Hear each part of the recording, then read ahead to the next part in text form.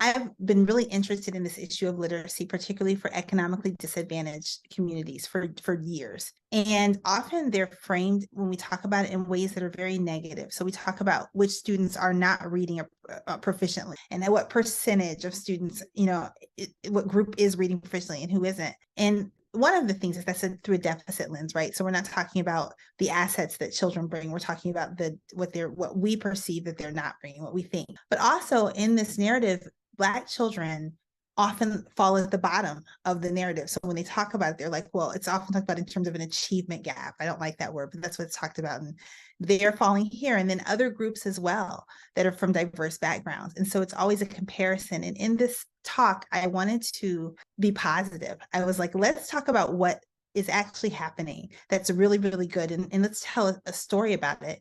And so I chose to use the idea of a counter narrative.